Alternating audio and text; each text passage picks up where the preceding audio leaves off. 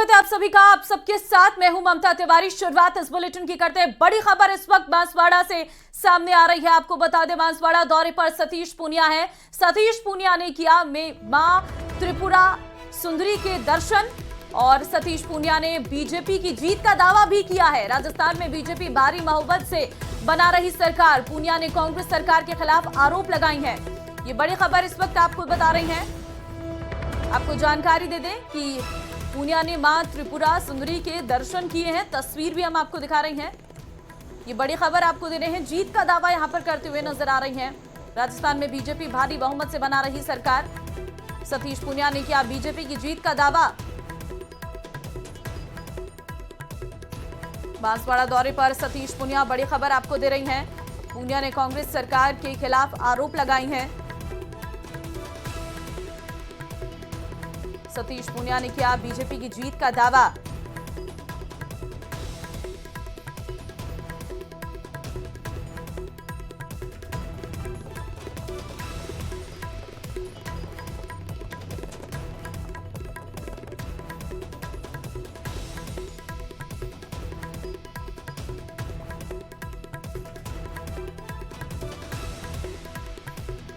रुझान अच्छे ही हैं। भारतीय जनता पार्टी बहुमत की सरकार बनाएगी। कुल मिलाकर जिस तरीके से 5 साल में कांग्रेस के शासन में अराजकता थी, कानून व्यवस्था खराब थी, किसान जमीनों की नीलामी से त्रस्त थे, नौजवान पेपर लीक से त्रस्त थे, भ्रष्टाचार के कारण लोगों के मन में एक आक्रोश था।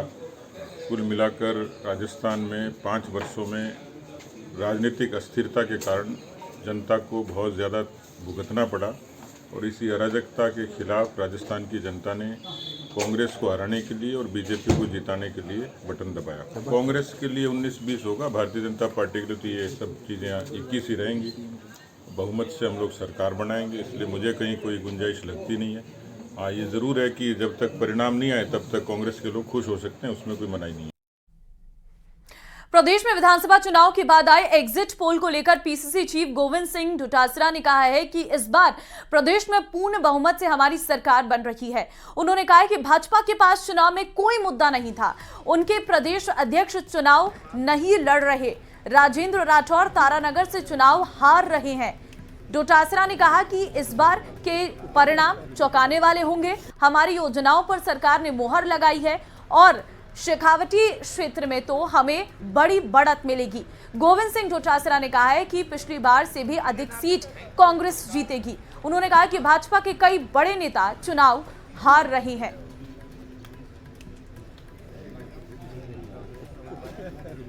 भाजपा तो पहले दिन से आपस में झगड़ रही थी। भाजपा की कोई नीति नहीं थी, उसके पास कोई एजेंडा नहीं था। 5 साल में उसने कोई ऐसा विपक्ष की भूमिका में कुछ किया नहीं। वो तो मुंगेरी लाल के हसीन सपने देख रहे थे, 8-10 मुख्यमंत्री बने बैठे थे। यहाँ पर आप देखिए कि सीपी जोशी जी तो खुद चुनाव नहीं लड़ रहे हैं और एक सीट जिताने की क्षमता नहीं रखते हैं। राजेंद्र जी राठौड़ साहब हैं, वो खुद चुनाव हार रहे हैं। और यहाँ वसुंधरा राजे जी के साथ में जिस प्रकार से 5 साल इन्होंने किया, तो मैं समझता हूँ कि उनके नेतृत्व को आलाकमान ही नहीं माना तो जनता कैसे मानती।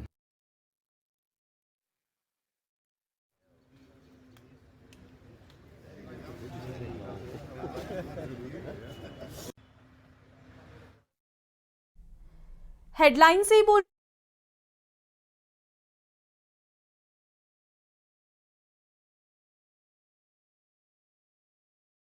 आगे बढ़ते हैं। एग्जिट पोल के नतीजे भी आ चुके हैं, लेकिन पूरी तस्वीर 3 दिसंबर तारीख को साफ होगी। इन सब के बीच जारी है दावों का सिलसिला। कोटा उत्तर विधानसभा सीट, जिसके नतीजे पर न केवल कोटा बल्कि प्रदेश भर की नजरें टिकी हुई है। एक तरफ जहां कांग्रेस के कद्दावर नेता और मौजूदा सरकार में मंत्री शांति धारीवाल कांग्रेस से प्रत्याशी, तो दूसरी तरफ बीजेपी से प्रहलाद गुंजल, दोनों के बीच टक्कर भी कांटे की है। ऐसे में कोटा से किसकी जीत होगी, इसकी तस्वीर 3 तारीख को साफ हो जाएगी। नतीजों की तारीख नजदीक है। हाड़ौती की सबसे हॉट सीट कोटा उत्तर, जिसके नतीजे पर हर किसी की निगाह है। फिलहाल प्रहलाद गुंजल साहब, जैसे जैसे तारीख नजदीक आ रही है, पैरामीटर्स अप एंड डाउन, धड़कन बढ़ी हुई है? कोई धड़कन नहीं बढ़ी हुई। परिणाम तय है, जनता ने लॉक कर दिया। 3 तारीख को सबके सामने आ जाएंगे। इस बार कोटा उत्तर की जनता भ्रष्टाचार और अहंकार दोनों को सबक सिखाना चाहती थी। 5 साल मैंने सड़क पर साधारण सेवक की तरह अपना दायित्व निभाया, विरोध का भी और कार्यकर्ता के लिए जीने मरने का, और इसलिए प्रारंभ से ही जनता का मन था कि इस बार कुछ भी हो आशीर्वाद प्रहलाद गुंजल को मिलेगा, और कोई स्वीकार करे ना करे 3 तारीख को तो स्वीकार करना ही पड़ेगा। चुनाव प्रचार के दौरान तो पूरा जो वक्त है वो जनता जनार्दन के बीच भी था। अब जब भाग्य ईवीएम में कैद है, तो फिलहाल जो दिन की दिनचर्या है उसमें भगवान के लिए मंदिर में पूजा पाठ के साथ कितना वक्त निकलता है? सामान्य दिनचर्या जो चुनाव के पहले रही है वापस वही सामान्य दिनचर्या है। जितना इस प्रभु का स्मरण जीवन में लगातार रहता है वो रहता है। चुनाव के दूसरे दिन जरूर माँ भगवती के चरणों में गए थे, नारसिंह माता को। अब उसी के भरोसे है सब कुछ, मामला पूरा जीवन ही उसी के भरोसे है। चुनाव के परिणाम तो बहुत छोटी चीज है, इसलिए कोई ज़्यादा विचलन नहीं, आप मान के चलिए इस बार का परिणाम। और विचलन तो सड़कों पे दिख जाती ना भाई। मंत्री निकलता था तो 4 आदमी साथ नहीं होते थे, मैं निकलता था तो 400 लोग साथ होते थे। ये अंतर सड़कों पे देखा हर चलिए बढ़ते हैं आगे। जयपुर से बड़ी खबर आपको देंगे। हेरिटेज मेयर मुनीश गुजर को हाईकोर्ट से राहत मिली है। हाईकोर्ट ने निलंबन को रद्द कर दिया है। हाईकोर्ट ने मामले में फिर नए सिरे से जांच करने के आदेश दिए हैं। न्यायपालिका पर पूरा भरोसा, मुनीश गुजर ने कहा है, और आज सच की जीत हुई है। आपको बता दें, हाईकोर्ट ने फिर नए सिरे से जांच करने के आदेश दिए हैं। न्यायपालिका पर पूरा भरोसा, मुनीश गुजर ने कहा। मैं सभी जयपुर वासियों का बहुत बहुत धन्यवाद देना चाहूँगी कि मेरा कल अचानक से मन किया कि काफ़ी दिन हो गए माँ वैष्णो माँ के नहीं जाके आए, तो मैं ऑन द वे ही हूँ और माता का मुझे आशीर्वाद मिला है।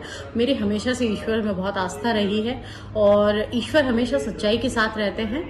आज सच्चाई की जीत हुई है। न्यायपालिका पे मुझे पूर्ण विश्वास था, ईश्वर पे मेरा पूर्ण विश्वास था, लेकिन इस दुख की घड़ी में जो मेरे कार्यकर्ता हैं, मेरे वार्ड के लोग हैं, जिन्होंने अथाह विश्वास मुझ पे जताया, जयपुर की जनता ने मुझ पर अथाह विश्वास जताया और मेरे लिए दुआएं की, उन दुआओं का ये असर है। मैं उन सभी को बहुत बहुत धन्यवाद देना चाहूंगी, क्योंकि खुशी की घड़ी में तो बहुत सारे लोग आते हैं, लेकिन दुख की घड़ी में जो आपके साथ खड़े होते हैं वो आपका परिवार होता है। और जयपुर मेरा परिवार है, मेरा वार्ड मेरा परिवार है। वहां की जनता ने मुझे अपने परिवार का समझकर इस दुख की घड़ी में मेरा संबल बढ़ाया और आज निश्चित तौर पर उनकी दुआओं की जीत है, सच्चाई की जीत है। मैं पूरे जयपुर का बहुत बहुत आभार व्यक्त करती हूँ। मैं ईश्वर का शुक्राना अदा करती हूँ कि उन्होंने मुझे मेरे ऊपर आशीर्वाद बनाए रखा और सच्चाई की जीत हुई।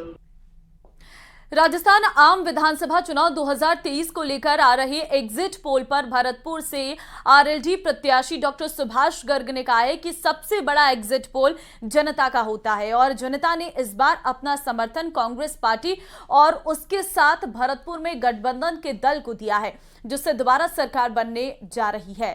साथ ही उन्होंने कहा है कि भाजपा सरकार बनाने में पूरी तरह सक्षम नहीं है, क्योंकि वो लगातार निर्दलीय और अन्य दलों के प्रत्याशियों के संपर्क में है।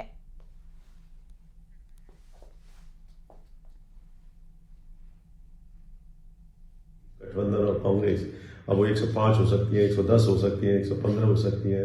ये है, डिपेंड ही करता है, क्योंकि निश्चित रूप से कई जगह कंटेस्ट है तो वो नैरो मार्जिन रहेगा तो वो तय करेगा। लेकिन निश्चित रूप से मैं कह सकता हूं जो भी आंकड़े आ रहे हैं और जिन पर विश्वास किया जाता है, जनता जो फीडबैक दे रही है, आम जनता जो बोल रही है कि कांग्रेस सरकार रिपीट हो रही है, तो वो बड़ा फैक्ट है और उसी के आधार पर मैं कह रहा हूं।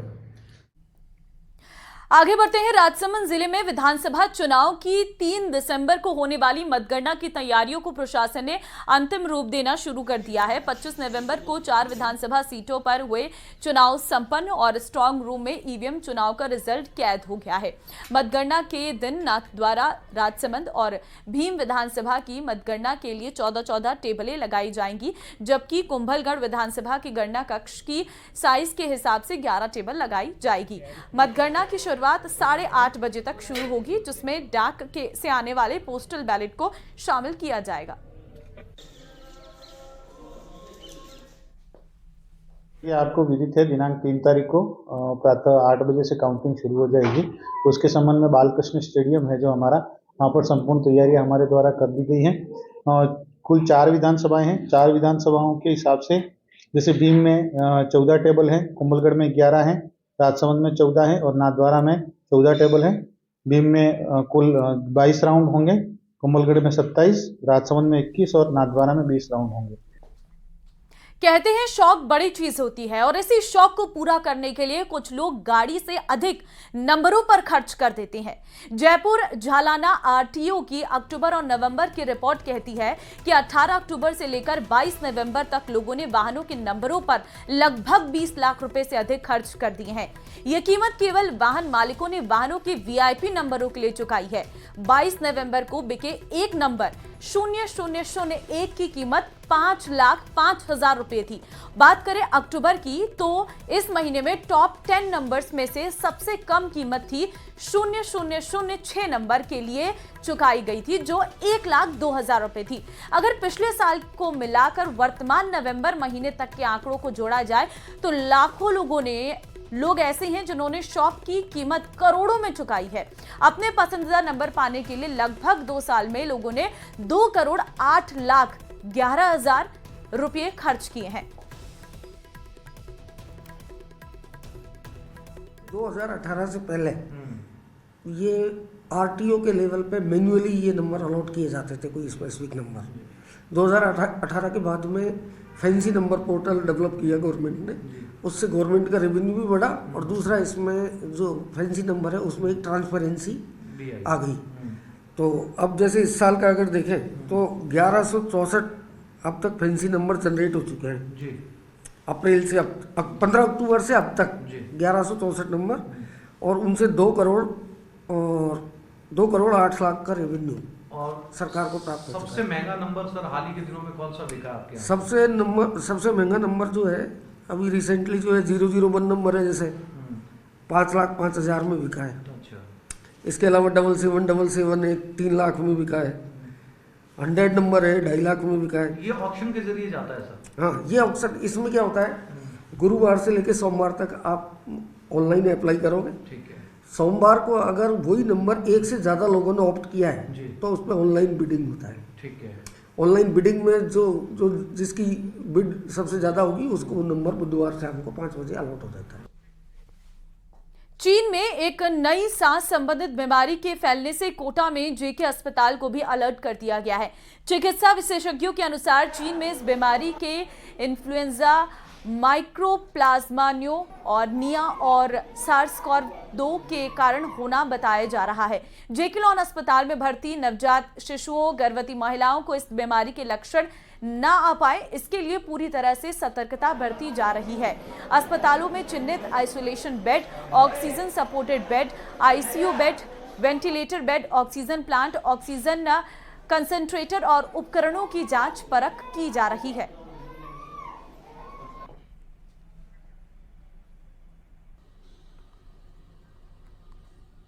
निर्देश प्राप्त हुए थे, गंभीर कोई बात नहीं है अभी, पर फिर भी जो हेल्थ सिस्टम है उसको अपडेट करने के लिए एक बॉम्ब ड्रिल का निर्देश प्राप्त हुए थे। तो उसके तहत हमने आज जेकेलॉन हॉस्पिटल में हमारा जो सिस्टम है उसको चेक करके देखा। हमने आईसीयू की व्यवस्थाएं देखी, बाकी आइसोलेशन बेड्स को हमने आइडेंटिफाई किया, उसमें वेंटिलेटर्स को हमने आइडेंटिफाई किया फंक्शनल है या नहीं है। ऑक्सीजन कंसनट्रेटर जो हमारे पास रखे हुए थे उनको हमने चला के देखा है। हमारी व्यवस्थाएं दुरुस्त है, बिल्कुल परफेक्ट है और हमारे ऑक्सीजन प्लांट्स भी हमारे पास काम कर रहे हैं। तो हमारे पास जो मॉक ड्रिल है वो हमारा पूरा सक्सेसफुल रहा है और जैसे निर्देश आगे प्राप्त होंगे राज्य स्तर से वैसा काम करेंगे। खबर कोटा से है, जहां कोचिंग नगरी में दिन में 2 कोचिंग स्टूडेंट सुसाइड के बाद पुलिस और प्रशासनिक महकमे में हड़कंप मचा हुआ है। डीएम ने कोचिंग संस्थान और हॉस्टल संचालकों को नोटिस जारी कर 3 दिन में जवाब मांगा है। कलेक्टर ने हॉस्टल में एंटी हैंगिंग डिवाइस नहीं लगवाने, काउंसलर नियुक्त नहीं करने और कोचिंग संस्थानों को भी गाइडलाइन की पालना नहीं करवाने पर नोटिस जारी कर 3 दिन में जवाब मांगा है। 3 दिन में 2 कोचिंग स्टूडेंट सुसाइड के बाद कल जिला कलेक्टर ने हॉस्टल संचालकों, कोचिंग संस्थानों के संचालकों की बैठक भी ली थी और आवश्यक दिशा निर्देश दिए थे। जिला कलेक्टर MP मीणा ने समस्त कोचिंग एवं हॉस्टल संचालकों को निर्देशित किया कि कोचिंग एवं हॉस्टल के लिए जो गाइडलाइन तैयार की गई है उसकी 100% पालना सुनिश्चित करें। घटना के बाद में हॉस्टल संचालक और उसके जो कोचिंग संस्था है उनकी मीटिंग ली गई थी। उनको 2 कोचिंग संस्था वाले हैं, उनमें एक को पूर्व नोटिस दिया गया था, एक को आज नोटिस भी जारी किया गया है और भविष्य में इस तरह की घटनाओं की पुनरावृत्ति नहीं हो उसके लिए उनको हिदायत दी गई है। और जो कोचिंग संस्था में गाइडलाइन है उसको सख्ती से पालन करने के निर्देश दिए गए हैं और हमारे द्वारा भी रैंडमली कुछ नोडल ऑफिसर्स हमारे लगे हुए हैं, उनके द्वारा भी चेक करने के लिए कहा गया है। खबर डूंगरपुर से है, जहां दंबोला इलाके में पुलिस ने एक नाबालिग लड़की का किडनैप कर रेप के आरोपी को गिरफ्तार कर लिया है। पुलिस के मुताबिक आरोपी नाबालिग को पत्नी बनाने की नीयत से किडनैप किया, जहां उसने रेप की वारदात को अंजाम दिया। फिलहाल पुलिस मामले में आरोपी से पूछताछ कर रही।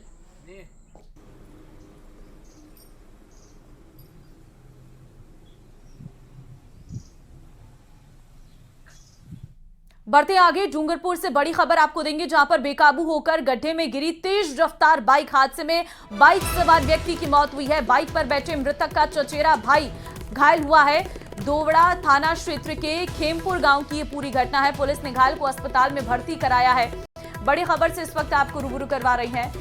डूंगरपुर से ये बड़ी खबर है, बेकाबू होकर गड्ढे में गिरी तेज रफ्तार बाइक। पुलिस ने घायल को अस्पताल में भर्ती कराया। हादसे में बाइक सवार व्यक्ति की मौत हुई है।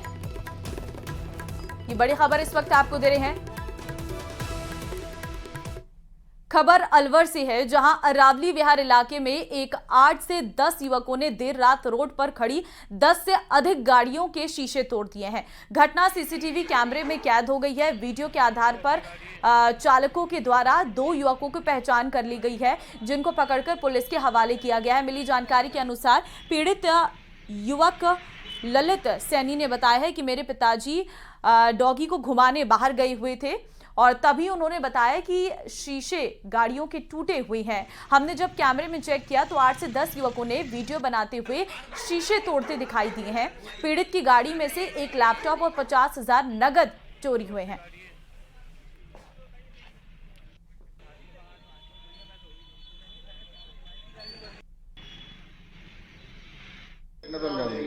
एक्चुअली क्या था कि सुबह मेरे फादर डॉगी को घुमाने गए थे बाहर, तो मेरी गाड़ी एस क्रॉस और एक गाड़ी मेरे चचेरे भाई की है स्विफ्ट, ये बाहर खड़ी हुई थी। उनके शीशे टूटे हुए थे। उन्होंने मेरे को आवाज़ दी कि बोलो भाई गाड़ी के शीशे टूट गए।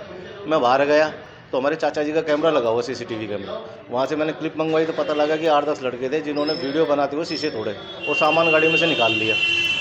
उसके बाद में फिर ये सीधे भागे सर्किल की तरफ, मनमार सर्किल की तरफ, ज्योतिराव फुले सर्किल की तरफ। वहाँ से फिर हम लोग आगे गए तो 2 गाड़ियों के शीशे और टूटे हुए थे, वो भी हमारे परिवार की गाड़ियाँ हैं दोनों। तो वहाँ से फिर हम लोग सुबह 6 बजे के आसपास हम लोगों ने गली में जा कर के देखा, गली में एक कैमरा और लगा हुआ था गिराज चौधरी जी का। वहाँ से पता लगा ये 8-10 लड़के थे जो आए थे। फिर हम उस जगह पे गए जहाँ से ये घूमे थे, वहाँ पे एक कृष्णा पीजी, वहाँ पे 2 लड़के मिले, एक तो अभिषेक नाम का है और एक दूसरा लड़का भी है। तो उसने एक्सेप्ट कर लिया कि मेरे साथ में आए थे, मैंने उनको बाहर तक छोड़ा था। उन्होंने शीशे तोड़े, बेसबॉल का डंडा था उनके आवाज़ में। तोड़ने के बाद में उन्होंने सामान वामान भी निकाला है। फिर बोलो मैं डर की वजह से मैं पीछे भाग गया। अब मैं उनको वो स्कीम 2 में रहते बताए, अभी हम लोग उनको थाने लेकर के जा रहे हैं। ये भी बताया मजे में तोड़े, वीडियो बनाने के लिए और चोरी करने के लिए। अलवर जिले के नौगावा थाना के बरामदा गांव में इंसानियत को झकझोर देने वाला मामला सामने आया है, जहां कलयुगी पत्नी ने अपने मौसी के लड़के के साथ मिलकर अपने पति की हत्या कर दी। पूरे हत्याकांड को आत्महत्या का रूप देने के लिए उसने अपने पति की गले में फंदा लगाकर कुंडे से लटका दिया, ताकि शव को लटकता देख लोगों को पूरा मामला आत्महत्या का लगा। लेकिन मृतक के भाई ने जैसे ही शव को देखा वैसे ही पहचान गया कि पूरा मामला हत्या का है। उसने पूरे मामले की जानकारी पुलिस को दी। पुलिस मामले की जांच कर रही है।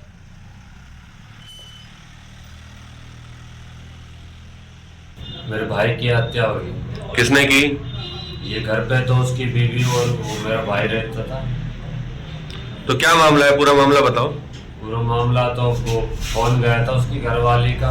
किसके पास? पड़ोसी के पास। बोला मेरे घरवाले ने क्या फांसी खा रहा है।